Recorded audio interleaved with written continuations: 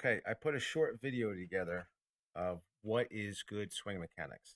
I'm not going to go into great detail here. I'm just going to try to keep it short and sweet so everyone can take a look at this prior to us starting up our winter training so they get an idea of some things that we're going to be working on and what good swing mechanics look like. The first thing that I will say is the baseball swing is an athletic movement. A lot of times it doesn't get taught that way or it is not um, received that way, but it is an athletic movement. I'm going to prove that to you with these two guys. I picked these two guys for a reason. Albert Pujols on the left has been in the major leagues for 16 years and has a 309 career batting average. Everyone knows who he is. He has 509, 591 career home runs, three MVPs, and his hit as high as 359 in a season. Mike Trout is on the opposite end of the spectrum. He's a young guy. He's been in the league 6 years, has a career batting average of 306, has two MVPs, and has finished first or second in the MVP in the last 5 years. And he has a career 168 home runs. His in his first 6 years, actually, if you look up his stats, they are very comparable to Mickey Mantle in the first 6 years of his career. They're almost identical. So I'm going to take you through this real quick and show you. So when they first start out, both hitters, when you get in your stance, that is style. Everyone has a different style on how they're going to stand. Um, that doesn't. That's going to change from player to player. One thing that all players do when they get their front foot down, they get in the proper hitting position. I'm going to show you what that is. So let me take it by. Now the frame rates are a little bit off. They're pretty close, but you'll see Pujols will make contact prior to Mike Trout making contact. That's the best I could do with the videos that I pulled. But let's take a look at them. So both players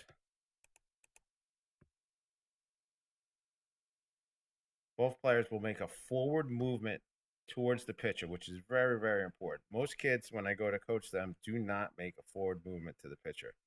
Now, both of these guys will stride towards the pitcher. Okay.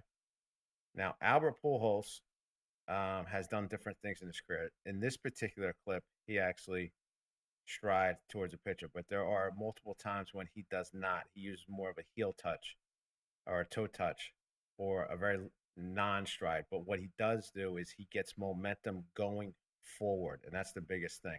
So both players are picking up their front foot. They're going forward, and stop it here for 1 second. Everyone asks, is the baseball swing rotational or linear? It's both. If I draw a circle around their heads where they start, when they go to stride, their heads are going to move forward. Okay? And a couple things. When they pick up their front foot, what they're doing is a couple checkpoints. This knee will never get outside this foot. Okay? That's one checkpoint when we do video analysis of everyone in the program. We're going to be looking at this. This knee has to stay inside this back rear foot. Okay? When they pick up their front foot, they're actually going through their gather load process of however you want to call it. It's just different terminology for basically the same thing. They're loading into this back hip. I normally say loading into the inside of the front foot. It means the same exact thing. As they pick up their front foot, what they're doing, if you notice here, they're going to push off the inside of this front foot and push forward. Okay? So let's take a couple clips ahead. So you're going to see both of their heads are going to go forward out of that circle, which is perfectly normal. Okay? When they get to foot down or heel strike, however you want to say it, when they get the heel strike, a couple things. All right, you can see how far their heads traveled. All right, I'm going to erase these circles. Okay, at this point right now, their heads are not going to move. Okay, this is when the swing becomes rotational. At this point right here. Another thing I'm going to do is I'm going to draw a line at the back, their back foots, and I want to show you something. A lot of kids squish the bug or don't rotate at all. Squishing the bug is just rotating on this back foot and not driving forward. Okay, both of these guys do a great job of utilizing their legs. And unfortunately, most young hitters do not use their legs. Okay. And I'm going to show you that right now. So Albert's probably 1 or 2 frames ahead of Mike right now. And you can see that this knee is starting to work inward. In the next couple frames, this back knee is going to start working inward right here. Okay. Now, once they get to heel strike, the swing becomes rotational. So you can draw a line right through their body, straight down. They're just going to rotate this point. Okay. And one other thing I want to point out, without going into great detail, when they get their front foot down, heel strike, you're going to notice they have a 50, basically a 50-50 weight distribution between the front and rear of their bodies. Okay. If they were to drop their bats right now, they'd be in a perfect position, basically, if they turned to guard someone on a basketball court. I mean, they're in a very athletic position right now. Okay. Unfortunately, most young hitters that I come across or that I teach don't get into this athletic position once they do stride forward. They're either too narrow with their feet or they're just not in an athletic position. And like I started this video off, the baseball swing is an athletic movement. Now, as we continue through, you're going to notice they're going to go into rotation now. And if you look at both of their heads, they're going to stay pretty much in that circle. Okay. Now, a couple things. Like I said, Albert's a couple frames ahead of Mike right now. Albert, the reason why he hits higher or had higher batting averages, he gets in the zone on plane better than Mike does. Mike has more of an uppercut swing. We're not going to go into great detail on that, but he drops his barrel a lot more than, say, Albert does. All right. But when they go into rotation right here, all right, Albert's making contact right now. Couple things. You see this front leg, it moved inward. You see the space he created between his rear foot and where it started. That's exactly what you want to do. Too many kids will have this back foot here and will go into rotation. And when they go into rotation, I will draw a line here and I will actually see the heel go on this side of the line. That means they didn't get any drive out of their back leg. Now, as we go through the winter, I'm going to have you kids doing a lot of drills that you may have never seen or never did, and they're going to correct some of these issues. They're going to target some of these areas that we're trying to fix. Another quick teaching point here, I want to point something out. At contact, if we strike the baseball right, notice the hands. It's palm up, palm down. No rollover. You don't roll over if you properly strike a baseball until after you make contact. Okay. And the other thing is he hits the middle to bottom half of the ball. We do not want to hit the top half of the ball. You want to hit the middle or bottom half. That is how you create backspin. So Albert's going to get ready. He's making contact right now. And as he goes through, that ball has left his bat. He still has not rolled over his wrist. Okay. He will not roll over his wrist until he's starting to roll him over now. Okay. When he gets way out here. Now Mike this is a good position right here. He's at contact right now. He's about to make contact with the baseball. This is a great picture. Look at his hands. Palm down, palm up. There's no rotation in his hands. There's a couple myths that I'm going to actually prove to you that it doesn't happen. One thing is no top hand. That's one of the things that drives me out. People say, use your top hand, use your top hand. Your top hand does not come into play. If you want to use your top hand, you'll hit ground balls.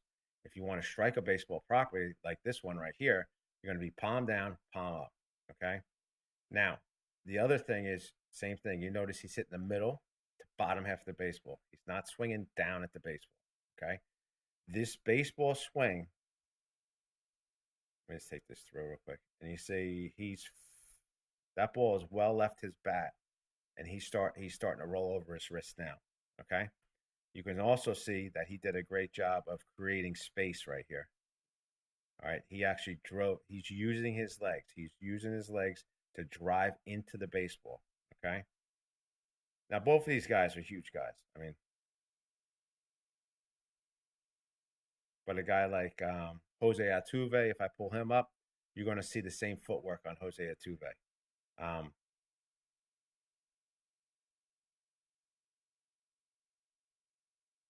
just want to go back to where the foot comes down. I didn't go over one thing, or actually two.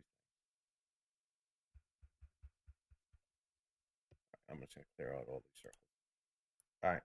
So both feet are down. I want you to notice one thing.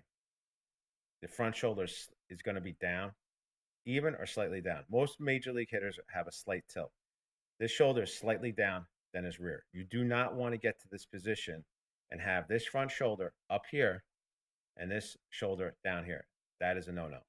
See, Mike's in a great hitting position. Front shoulder down, rear shoulders up, hands are back. They're in a good position.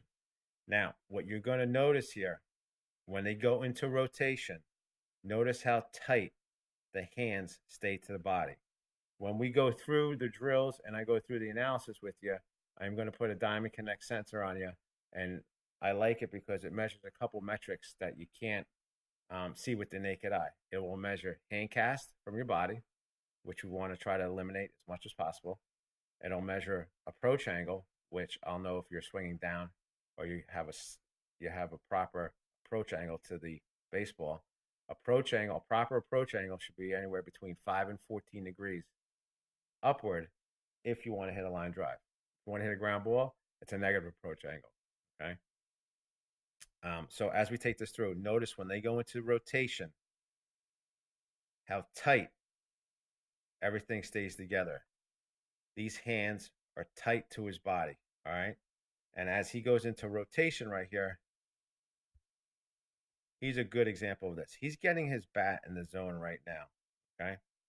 So Albert's launch angle is going to be lower than Mike. Mike normally has a higher launch angle, probably up in the high teens, 20s. Because, like I said, he has a little bit more of an uppercut swing. That's why a couple years ago, everyone was trying to throw him fastballs up high until he's trying to make the adjustment because you just can't get to him with this approach. But so Albert is what we call on playing with the baseball right now. Okay. And that baseball is coming in right here, somewhere along this path right here. And as he goes to swing, he makes contact here. He literally, right there. He literally, when he gets his bat on plane back here, he has an opportunity to make contact with that ball anywhere from here to here. Okay. Now, Mike, on the other hand, has a little bit more of a steeper bat path. So, for example, that's why Mike also strikes out a lot more because of this right here.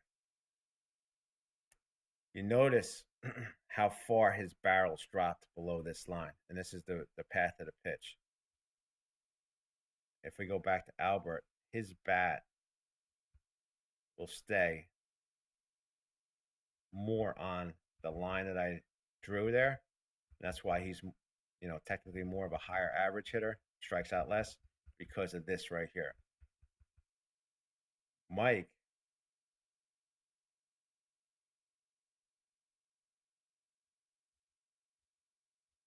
has this barrel way below this line. All right, I'm not here to critique all this, but I just want to show it to you. But just to recap real quick,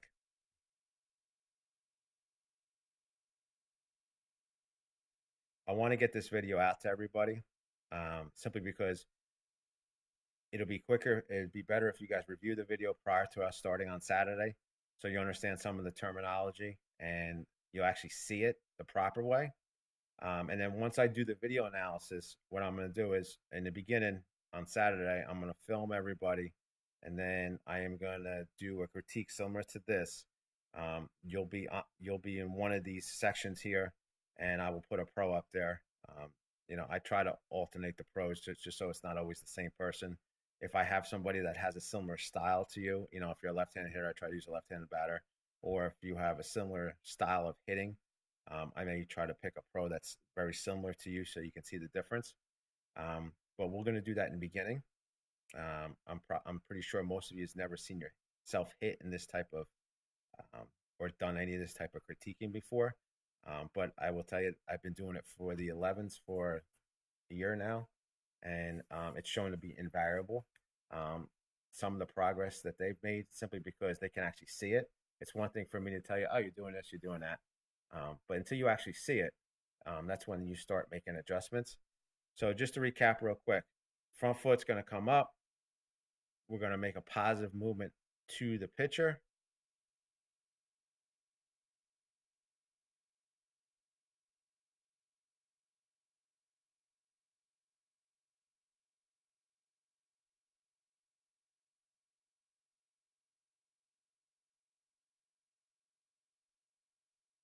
We're going to get to foot down.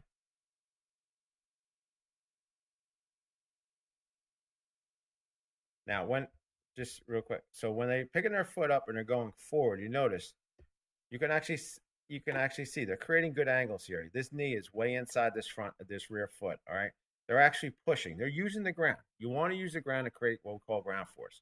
They're using the ground to create ground force, and as they do that, as they stride forward, and their foot gets into the dirt, I call heel strike. One other myth, real quick, I want to talk about. People say you have to land open at 45 degrees. Okay. Now, Albert does. Mike does not. I will tell you, I've looked at thousands of videos of hitters. There's been studies. The best ground force that you can change through ground force plates, studies I've read, is if you can land at a 45. That's actually where you create the greatest ground force. But this is fine. I've seen this done. This is fine. People are successful with that. Some people say you have to land at a 45. My main concern is that you are striding towards the pitcher and that you are getting your foot in line with the pitcher. I don't want you to land open, and I certainly don't want you really to land close, even though some guys do. Altuve's one of those guys that lands a little bit close. But I would rather see you, from our standpoint, just from a learning process, to get in the habit of striding and landing forward. Now, if you're not a guy that does not take a stride, you can still create this movement going forward with your hips. And I can show you that too. But for right now, they got both feet down. They have their hands in a good hitting position. Okay. They have 50-50 weight distribution between the front and rear right now. They're going to go into rotation. And when they go into rotation, the head's no longer going to move. They're going to get on plane. And as they go into rotation, you're going to see this back knee is going to start to work inward. And when that back knee works inward, that's when you start getting this drive off this foot, and it's going to drive into the pitch. Now, Albert, another reason why I picked these two guys. Albert, you can see, actually, he might have picked his foot up a little bit, which is fine. But it drives straight forward. Bryce Harper, when he hits, this foot's off the ground, which is completely fine. All he's done is he's got all his weight into his front side. Mike, when he goes to turn, you're going to see this foot drag a little bit backwards, which is perfectly normal too, as long as it's moving inward.